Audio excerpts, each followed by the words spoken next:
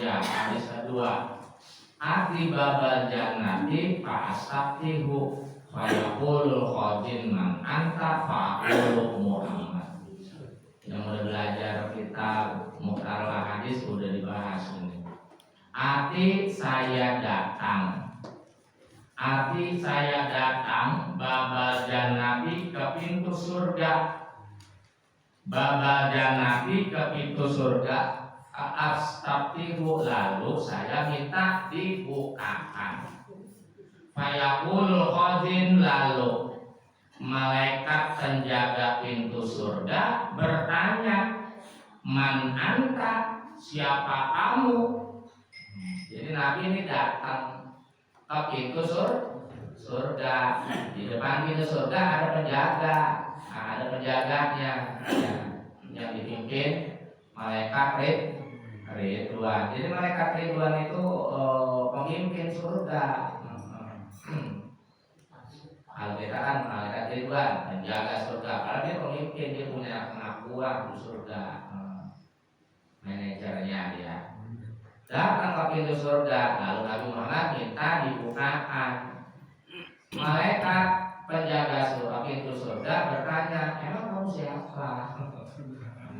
Minta dibukain, kamu siapa?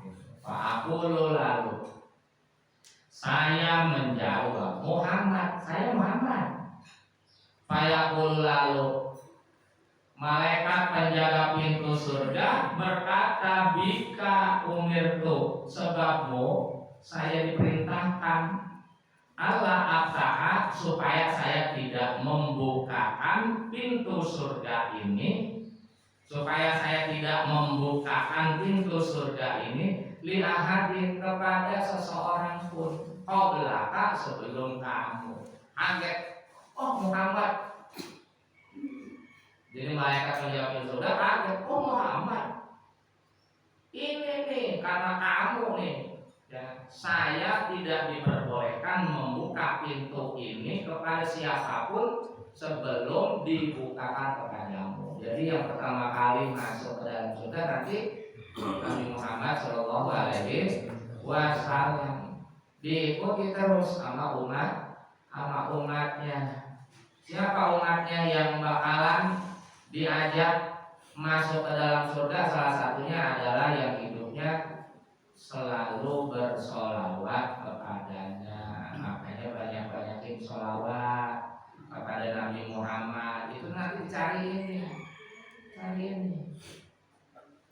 Waktu nyari-nyariin nanti minta bantuan mereka, cari umat saya namanya Sianu nih, Ziyadih nih, dia dulu waktu hidup salawatnya rajin banget. Yang lainnya cuma pada 100, pada cepet, dia 1000 setiap hari. Cari yang mana orangnya gitu. Pas ketemu, Ziyadih katanya dipegang. Cari lagi lain, ikut terus saya. Jadi diantarin Nabi Muhammad sampai masuk ke dalam surga. Jadi Nabi bukan sendiri ini. Jadi ngajak orang-orang yang waktu hidupnya banyak bersolawat. Maka banyak yang bersolawat kepada Nabi Muhammad Sallallahu Alaihi Wasallam. Banyak bentuknya, salawat Jibril, Sallallahu ala Muhammad, gitu tuh. Ada lagi Sallallahu alaika ya Muhammad. Ada yang biasa Allahumma sholli wa sallim ala Sayyidina Muhammad. Ada salawat Ibrahimiyah, gitu kan. Allahumma sholli ala Sayyidina Muhammad wa ala Sayyidina Muhammad kama shallaita ala Sayyidina Ibrahim wa ala Sayyidina wa barik ala Sayyidina. Salat Ibrahim itu cakep banget itu. Ada yang macam-macam salawat yang lain, Aliyah, Allahumma sholli sholatan kamilatan muslim salaman, gitu ya. Ada salawat ratib, ya macam-macam dah. Ada salawat mundian. Yang lain-lain kan panjang-panjang. Kalau pengen dapat banyak, ada yang salawat biasa, salawat Jibril, Sallallahu alaihi Muhammad, Sallallahu alaihi Muhammad, kan dikit tuh pendek banget. Itu cepet aja nggak sampai 5 menit Pak itu.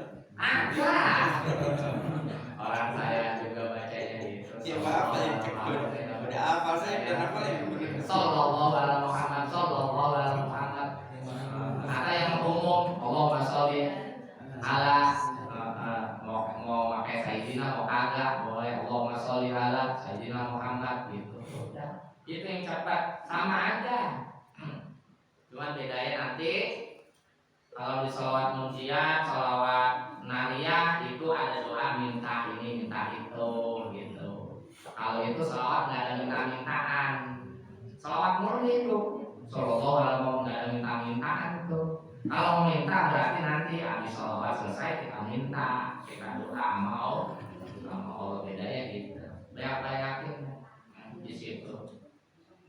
HM hadis ini diriwayatkan oleh Imam Ahmad, M-nya itu riwayat Imam Muslim. An-Anasi dari sahabat Anas. Soheh. 3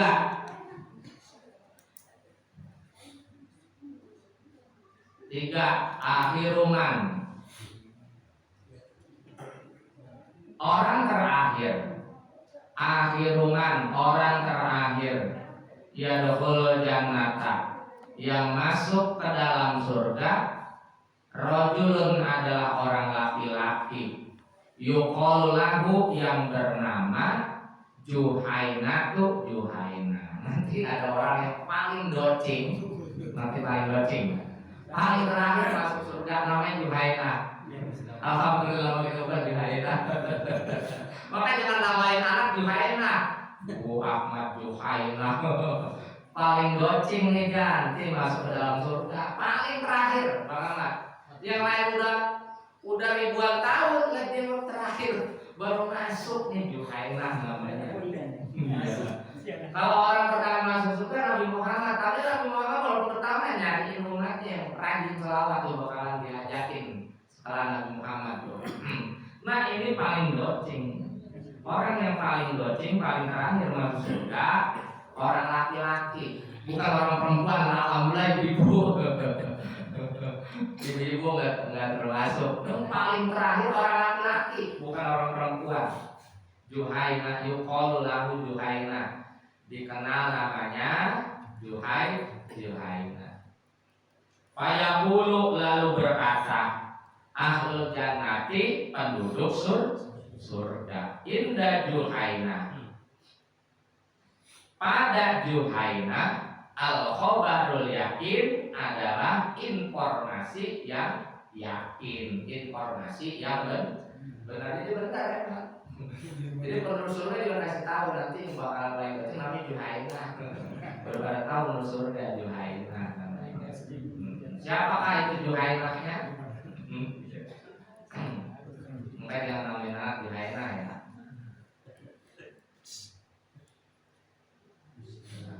Iya Juhaina. Paling terakhir dia masuk ke dalam surga. Foto ini.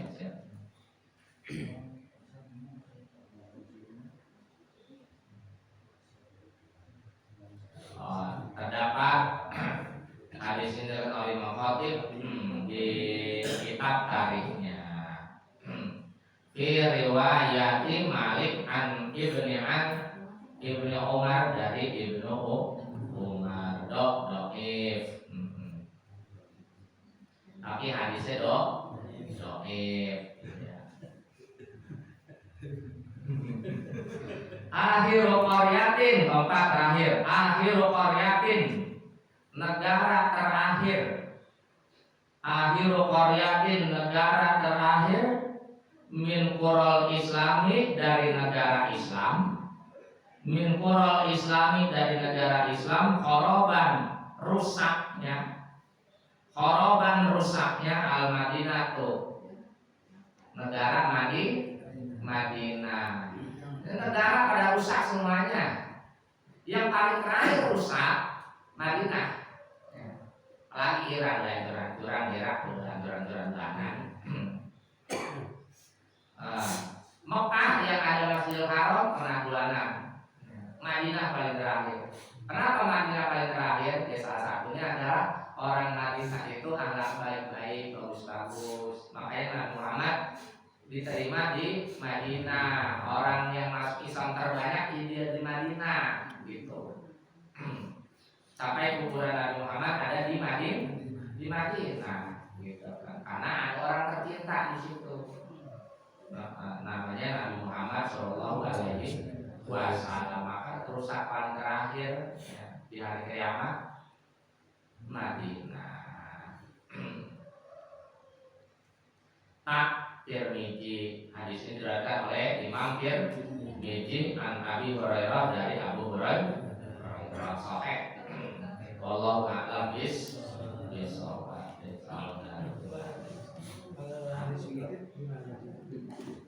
Hadis dhaif enggak jadi landasan hukum. Kan kalau jadi landasan hukum seperti akidah nggak bisa diambil hadis dhaif. Kalau hadis dhaif itu karena derajat itu paling bawah.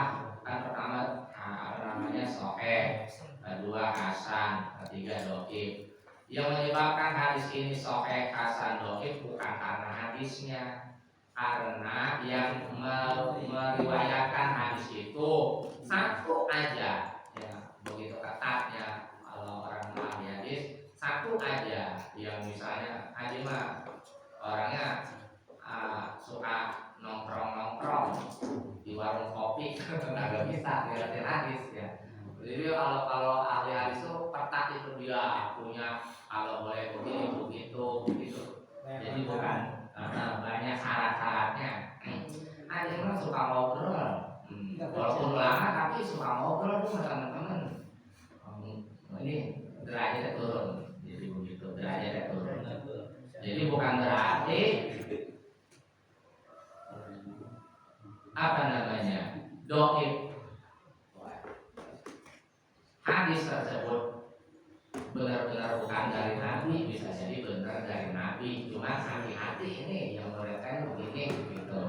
Kalau Hasan ya itu di atas dhaif. Sama juga sebetulnya ulama yang percaya, cuman ada sedikit sifat yang di kalangan ulama sejaman itu dia itu pernah begini begitu. Jadi kita juga sama, kalau kita mau ngamalin ahli hadis banyak. Oh ini punya utang banyak, punya gini-gini berkali percaya dicoret itu. Kita di masyarakat kan yang begini dipakai baik begitu. Sebetulnya kalau udah ustadz atau dianggap tokoh udah berbuat begitu, udah coret. Iya, buat coret. Bukan utang pribadi ya, utang jamaah atau utang negara jadi lunasin. Dicoret, kalau saya mencoret saya udah nggak bisa dipercaya. Omongan bisa yang sekarang, saya juga bisa omongan, apalagi ahli ngomong ya. Tapi kalau sikap itu benar-benar kita seleksi ya. Jadi jangan sampai kita gampang-gampang percaya sama orang pandai ngomong, sikap hidupnya ya harus dikoreksi. Ahli hadis begitu tuh Bang Yudi. Padahal orangnya ahli, ramah pintar gini, tapi begitu coret. Kalau dari dia mau dhaif, jangan dipercaya dia mudah. Walaupun omongannya benar, tapi kelakuannya itu yang dia berbuat salah di masyarakat. Kalau sahih ya itu ketatnya begitu, terus sahih yang begitu. Makanya hadis sahih itu nggak terlalu banyak karena dia ketat banget begitu. Tapi di alim ulama boleh kita mengamalkan percaya dengan hadis dhaif asal jangan dijadikan apa namanya hukum. Kalau hukum nggak ada halal haram pasti sahih semuanya, dari dhaif halal haram begitu. Mubah sunnah nggak ada yang dhaif, pasti itu sahih semuanya. Nah kalau fardhil amal misalnya apa ya, baca bismillah misalnya begitu, baca bismillah berapa kali begitu. Misalnya baca bismillah 21 kali mau tidur, itu akan aman dari pencurian, maling, rampok gitu. Seperti itu. Ya bisa benar bisa kagak. Karena hasil doib. Iya bisa benar bisa kagak. Kalau nggak percaya jangan diamalin, ngapain capek-capek, gitu kan ya. Kalau mau ngamalin dipercaya, yakin, walaupun hasil doib gitu. Karena hadis doib juga kalau buat amalan mah pakai kata para alim ulama. Jadi pakai begitu. Kalau benar, ya alhamdulillah berarti emang benar begitu. Cuma emang doib, tapi gue ngamalin gitu. Dan alhamdulillah selama ngamalin aman gitu. Harus percaya. Kalau ngamalin jangan nggak percaya. Kalau nggak percaya nggak bakalan nyampe. Misalnya pengen sampai ke Mekah lewat sedekah, ya harus percaya. Kalau tidak jangan ngapain. Jadi kalau sedekah walaupun 10.000 ya Allah sampai saya ke sono gitu. Ya Allah sampai saya ke sono gitu. Udah percaya. Kalau nggak percaya, iya percuma gitu. Yang begitu itu kan amalan tuh. Ada hadis doibnya. Walaupun kalau sedekah mah nggak hadis doib itu, sedekah mah hadis sahih. Jadi benar berhati-hati. Jadi benar apa namanya? Bakalan kesampaian gitu. Cuma sabar aja. Kejadiannya entah kapan akan terjadi gitu. Kemarin saya minum jamu Bang Marlo. Kan Bang Marlo di sana udah sama gratis di sama. Abang gratis nus gitu. Abang ya Allah kalau kebayang nus bisa sampai ke sana boro-boro kata dia begitu. Nah, kenapa bisa dia? Bisa ketajaiban dia nus benar gitu. Kan Bang Marlo juga suka ngaji di sana di Masjid saya di Masjid Darut Taqwa gitu. Cerita semalam Bang Mari ya. Alhamdulillah nus itu abang nyampe juga ke sono pada ya boro-boro ada duit segitu. Jadi berangkatin orang juga dia nggak percaya. Jadi setengah percaya gitu. Boro-boro bisa naik pesawat kata dia begitu ya kan. Cuma pengen doang alhamdulillah naik pesawatnya sampai ke sono ya begitu tuh maksud saya gitu. Ya harus percaya dia ngalimnya. Kalau nggak percaya kan capek doang. Iya, capek doang. Baca Yasin 3 kali supaya hajat cepat terkabul. Ya kalau ngamalin dia percaya gitu. Hadisnya ada, walaupun kedudukannya kalau doa pun boleh diamalin begitu. Kalau nggak kejadian kagak rugi, udah baca Yasin 3 kali. Emang rugi baca Yasin 3 kali, gitu ya kan? Tapi kalau mau kejadian harus percaya. Gitu. Kalau nggak percaya susah akan kejadiannya.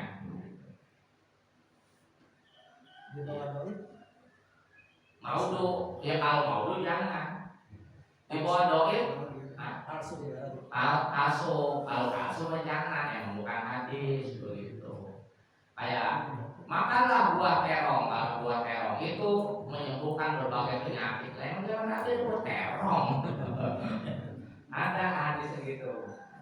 Buah terong gitu, terus apa lagi banyak hadis-hadis maudhu gitu. Jadi jangan paling maudhu mah ya buah terong. Emang di Arab Saudi zaman Nabi ada buah terong, buah-buahan susah.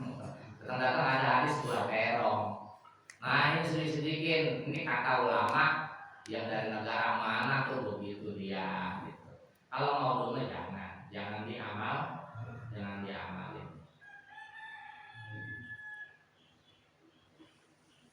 Kayak doa nisfu Sa'ban, makanya saya kurang pakai itu maudhu.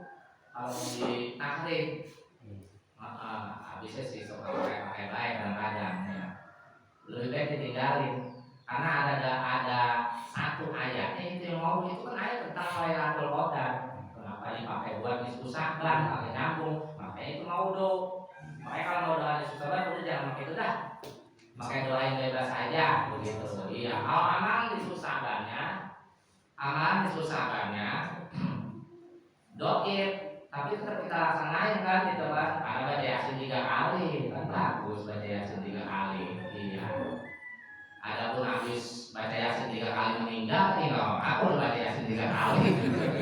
Loh, bukan ngikut Yasin 3 kali, kok nggak dikabul umur 2 kali? Kan aneh meninggal kan ya? Ya udah berbaca Yasin 3 kali. Gitu. Masalah doa dikabul mengkabul. Nah masalahnya yang doa di Al-Quran itu mang apa tuh? Itu tuh. Iya itu. Bukan itu yang di ayat Al-Qurannya. Yukrokobulu. Iya, itu kan bukan tentang Yesus sahabat, makanya banyak ditinggal ulama gitu. Dulu nggak tahu dipakai baik, kan saya bilang ilmu pengetahuan semakin iya gitu. Begitu dicetak di Yasin. Iya, dicetak di Yasin lagi. Saya tuh kalau nggak ngaji mah, kalau saya saat dulu saya kagak saya bilang itu karena itu itu di tafsirnya juga bukan tentang malam Yesus sahabat. Tapi kalau di malam Yesus sahabat memang kita dianjurin untuk doa melalui ya baca Al-Quran, Yasin dan lain sebagainya, dan itu bagus. Yatin bil barakati surat Yasin. Iya, boleh. Iya. Surat Yasin. Hal itu boleh, iya. Yang itu tuh yuk rokok boleh dilihat lebar itu. Dan kita udah ada emang itu agak benar, maka jangan dipakai gitu. Salah, kalau udah tahu salah kan dipakai aja. Namanya kita agak bener gitu. Nggak nyambung sama ininya. Nah udah ya. Nah gitu dah. Jadi kalau yang ini dipakai, tapi ada juga amalan yang sesuai banyak juga. Tapi di masyarakat nah ini soheh, ini doib, ini hasan. Dia mau mikirin mudah, saya jalanin aja begitu. Itu mau buat yang pada mau jadi intelek gitu. Di kuliahan boleh berdebat soheh nih, hasan, doib. Nah kalau di masyarakat mah sebetulnya yang dosa ada gitu. Yang penting yang maudhu jangan disampaikan gitu. Yang palsu jangan gitu. Kalau yang doib masih boleh. Iya doib masih boleh. Nah di hadi Jami Sogir, sohehnya banyak, hasannya banyak, doib juga banyak, termasuk tadi berita Juhaina gitu. Adapun kebenarannya, dia mesti dipikirin. Dia kita tahu. Udah, yang terakhir masuk ke surga namanya Juhaina. Adapun bener apa kagak, gitu. Udah kita serahin aja ke Allah Subhanahu Wa Taala. Karena emang hadisnya doib begitu. Iya.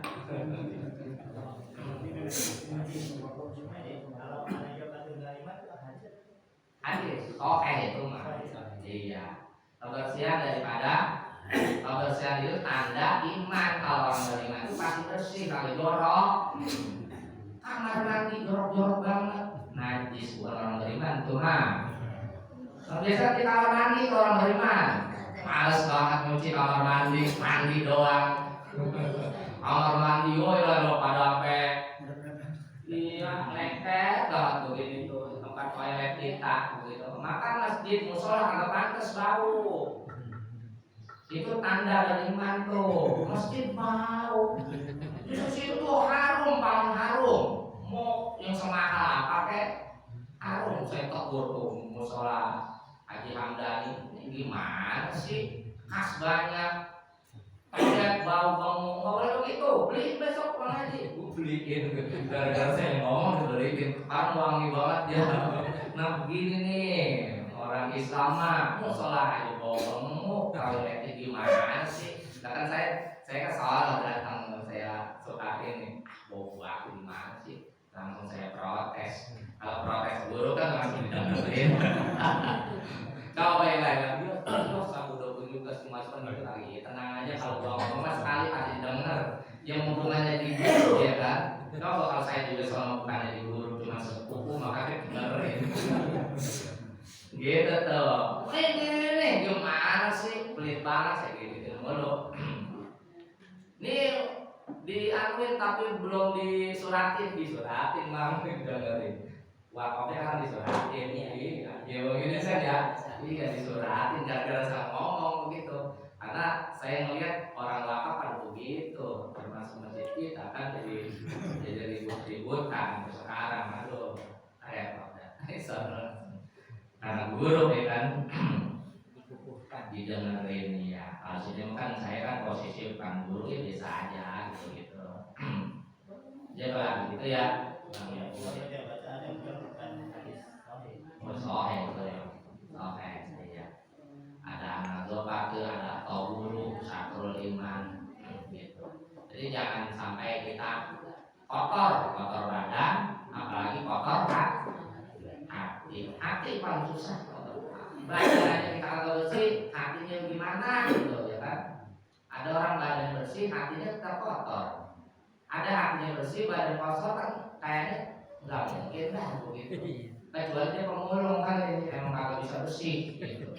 Nah kalau kita gitu kan, masa hatinya bersih, badan kotor, jorok gitu, celana hancur, celana dalam ampar-amparan di rumah. Tuh, udah pada dialamin tuh. Malu kita kalau ada tamu buru-buru dah. Tamu buru-buru. Masa kira tamu doang ya.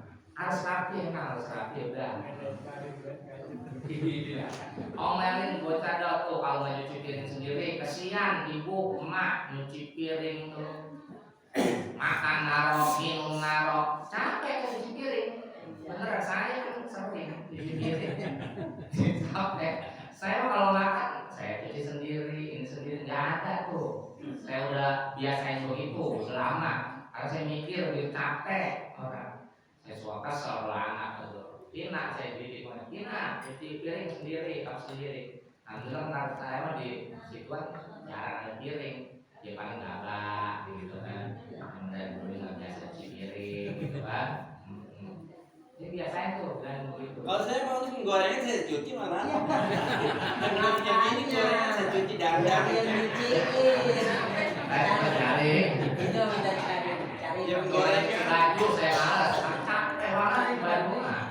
Baju paling capek, saya ngerasain dulu masih muda, apalagi celana jeans, ya Allah, bener-bener dah. Kayak kasih anjing gitu, ya.